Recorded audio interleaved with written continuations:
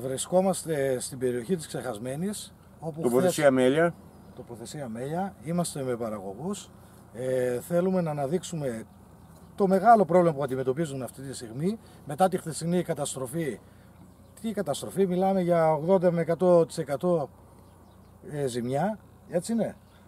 Κατεβάσαμε 10 ροδάκινα, τα 9 είναι ρημαγμένα. Μπορείς λίγο να τα δείξεις με την κάμερα. Μπορείς να τα δείξεις. Το ένα,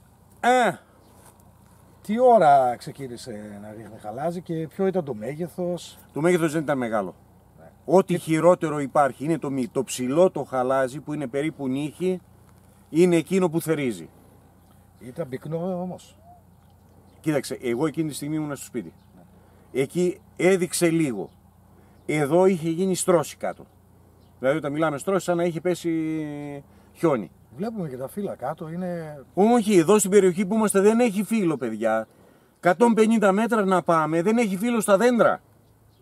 Για τέτοιο πράγμα μιλάμε. Θα πάμε να βγάλουμε και φωτογραφίες εκεί. Περσινές βροχοπτώσεις. Απλήρωτη. Μέχρι τώρα. Είπαμε για Ιούνιο. 25 στρέμματα καλαμπόκι μέσα στο Βεριώτικο το Βάλτο. Δικά μου χωράφια. Λοιπόν, με χτυπάει πρώτη φορά χαλάζι μικρό. Λέμε τσιμέντο να γίνει, να μην το κάνουμε. Δήλωση, άντε θα μεγαλώσει. Χτυπάει δεύτερη φορά χαλάζι μου, το κατεβάζει από το 1,5 μέτρο στο 1. Έρχεται ο γεωπόνος του Ελγά στο χωράφι το δικό μου. Μου λέει πάρε σβούρα και κόψτο. Λοιπόν, και του λέω είναι πληρωμένα τα πάντα, θα ρίξω 3 νερά και ό,τι πάρω. 3 μέρες πριν να μαζέψω έρχεται και το βλέπει. Και ξέρεις τι γύρισε και μου είπε? Θα πάρεις 1 τόνο καλαμπόκι. Από 24 στρέμματα ξέρεις τι αποζημίωση πήρα? 236 ευρώ. Και άμα θέλεις φέρω και το βιβλιάριο. Δεν έχουμε πρόβλημα. Και πληρώνουμε τις ασφαλιστικές φορές. Πριν να προλάβεις να πάρεις, τα παίρνουν. Τώρα, Spring να το δηλώσω σήμερα, αύριο. Πρέπει να γίνει άμεσα καταγραφή. Αυτό 8 μέρες θέλει για να μαζευτεί. Ναι. Αυτοί θα έρθουν μετά από 1 μήνα. Να τους αφήσω δείγματα. Τι να δουν, τα κουκούτσια από κάτω. Πρέπει να γίνει άμεσα καταγραφή των ζημιών. Δεν ξέρω να γίνει κάτι να αποζημιωθούν γρήγορα οι παραγωγοί. Δεν έχουν αποζημιωθεί. Ποια να αποζημιωθούν, ποια να αποζημιωθούν. Ξέρεις τι λένε στο χωριό μου? Όπου πέσει φωτιά, εκεί καίει. Έπεσε εδώ η φωτιά, έκαψε εμένα.